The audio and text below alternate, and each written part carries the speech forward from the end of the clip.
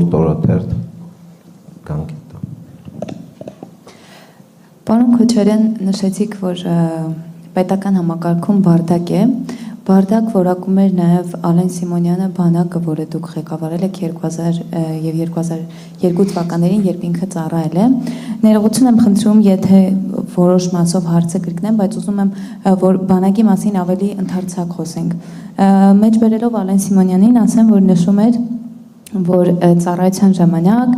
կատարյալ բարդակ էր, որտեղ Բայց այդ նույնն է, հնչել արդեն։ Ձևակերպման այլ ձևակերպում եմ ունենալու, էլի։ Կատարյալ բարդակ էր, որտեղ ծառայում էին կոտրված զինվորներ, մարտունակության մասին ընդհանրապես խոսք լինել չէր կարող, զինվորները սոված էին, նաև մի քանի օրը մեկ սև միս էին ուտում, որը չէին իմանում նույնիսկ ինչի միս է։ 3-4 ամիսը մեկ զորամասերում համաճարակ էր, սպաները զինվորներին նվաստացրել են, ստորացրել են։ Ձեր մարտունակ բանակում խմելու ջուր չկար, խմում էին արտեզյան ջրեր։ Հարց է տալիս Ալեն Սիմոնյանը, պարոն Քոչարյան, արդյոք սա չի տարածաշրջանի ամենամարտունակ ու հաղթանակ բանակը թուլացնելն ու ներողություն մասնատելը։ Ձեր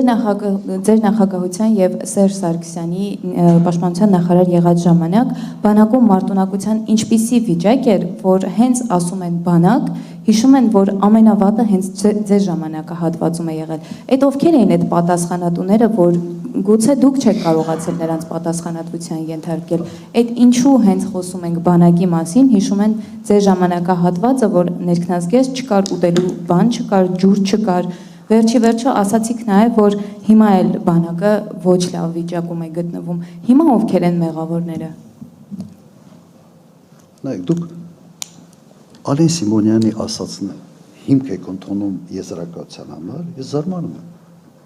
Այդ մարդը ինչ ասես դուրս չի տալիս։ Ես զարմանում եմ, որ Ալեն Սիմոնյանի ասածը հիմք եք ընդունում եւ դա ինձ հիմա ձեր հարցի մեջ որպես ապրիորի հաստատված փաստ ներկայացնում եք բանակի վիճակը Ալեն Սիմոնյանի շուրթերով։ Սա նորմալ է։ Հիմա եթե սա նորմալ է, ես կարող եմ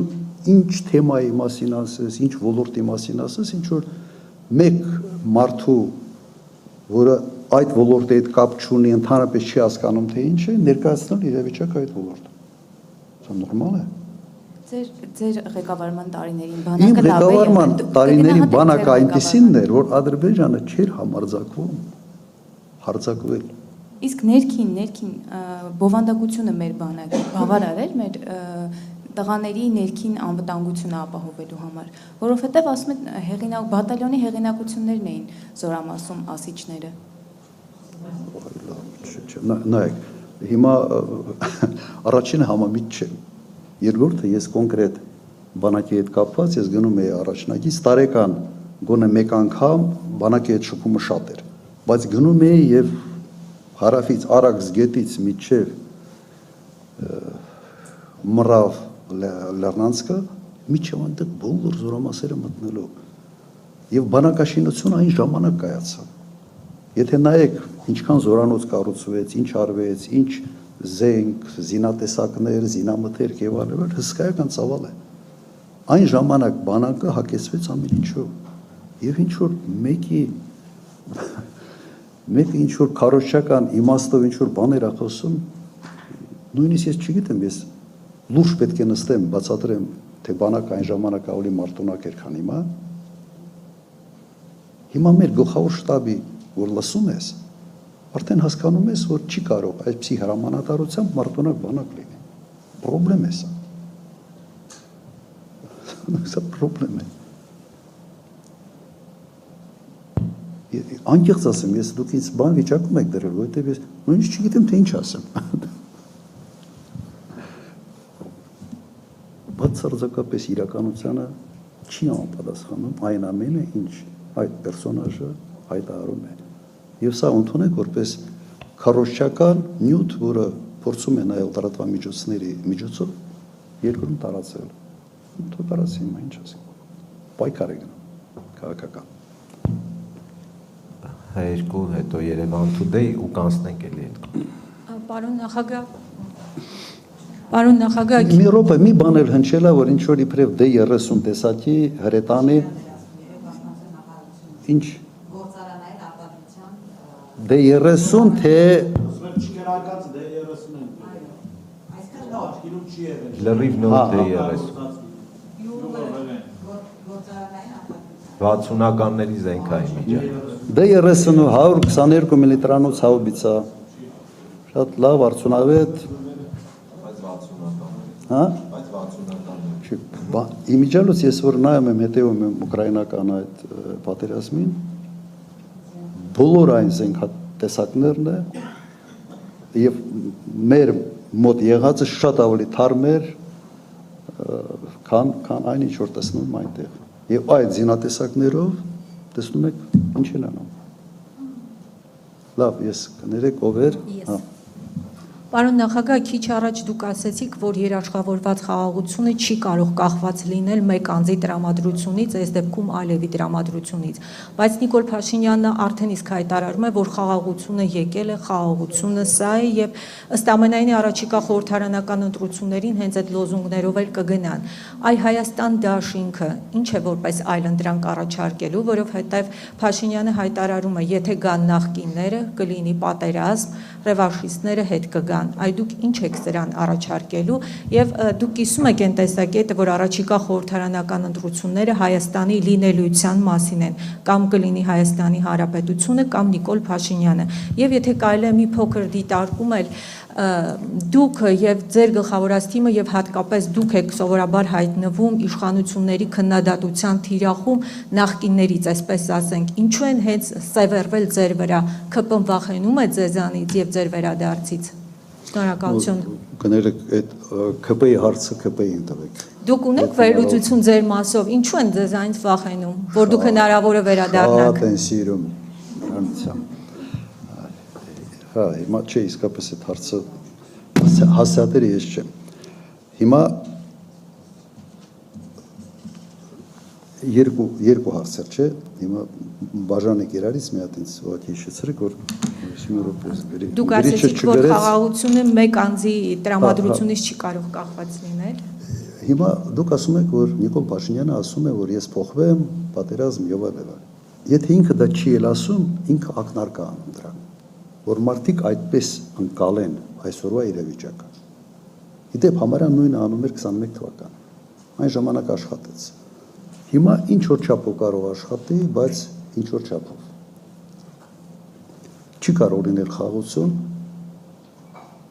քո հակառակորդի կմաճույքից կախված։ Եվ դու ուզում ես 100 անգամ այս խաղաղությունը եկել է, չգիտեմ ինչ արել եւ այլն, դա մեկ է, եթե եկել է, ուրեմն եկել է եւս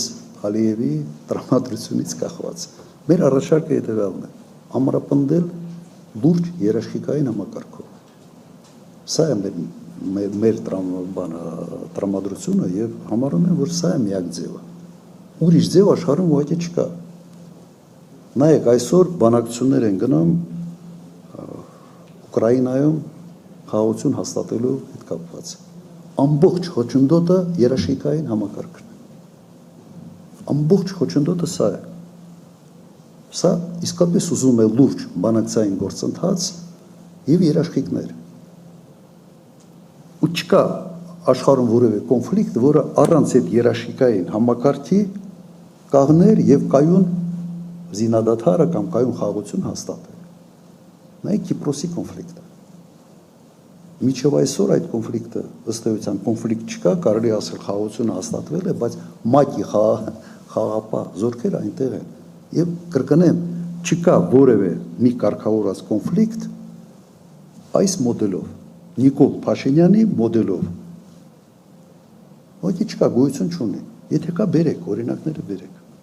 Ամենտեղ կան երաշխավորներ, կան երաշխիքային համակարգ, ՄԱԿ-ն է ներգրավված եւ այլն։ Եվ հիմնական ձգտողը երաշխիքներ ունենալու պետք է լինի այն կողմը, որը այս բանին ավելի թույլ կողմ է։ Ուժեղ կողմը չի ուզում երաշխիքներ։ Չի ուզում, որովհետև ինքը ուզում է քո կախվածությունը իրենից մնա մաքսիմալ բարձր մակարդակի։ Որ ինքը ինչ ուզի քեզ թելադրի։ Այն ինչ մենք տեսնում ենք հիմա։ Հիմա եթե Նիկոլ Փաշինյանը հաճույք է ստանում նրանից, որ ամեն քայլափոխին իրեն թելադրում են, ինքը զիջում է, մեր ժողովուրդը պիտի այդ հաճույքը մեր ժողովուրդը չպիտի ստանա։ Օրինակները բազմաթիվ են։ Մինսկի խմբի, հիշում եք, ասում են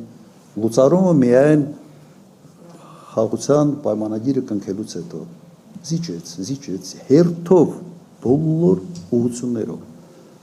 Եվ սա վերջ չի ունենալու, որովհետև չկա երաշխիքային համակարգ։ Դեմ են տվել մի հայտարարություն, ասում այս հայտարարությունը կստորագրեմ, եթե ես անես, եւ դու թույլ ես։ Ոչինչ չեն արել գոնե թուլություն հաղթարելու համար։ 5 տարվա ընթացքում չի արվել ոչինչ, որ Հայաստանի ընկալումը եւ դրսում եւ ընկալումը ներսում փոխվի։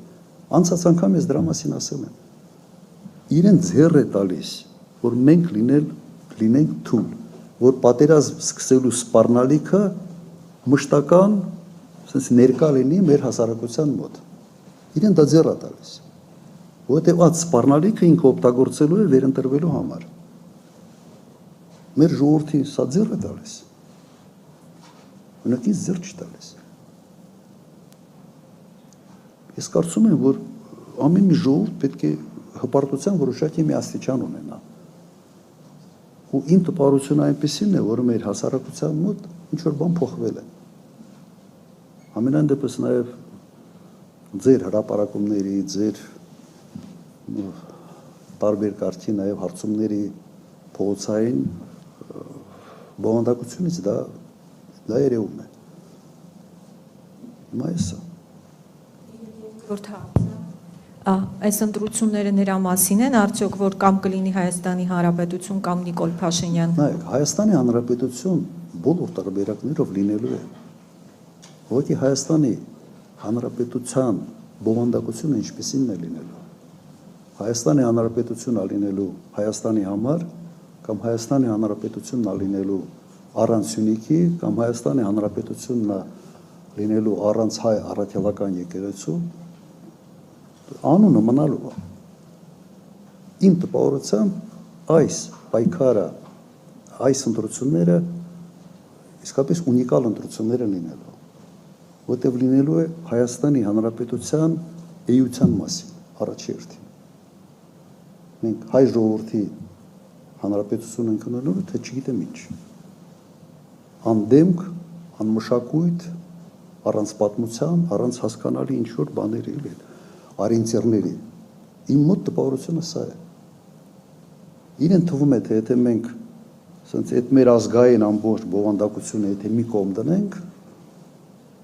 եթե Թուրքիան, Ադրբեջանը մեզ սկսի ընկալել որպես ամորֆ մի ժողովուրդ, որը ոչ նպատակ ունի, ոչ անցյալ ունի, ոչ ներկա,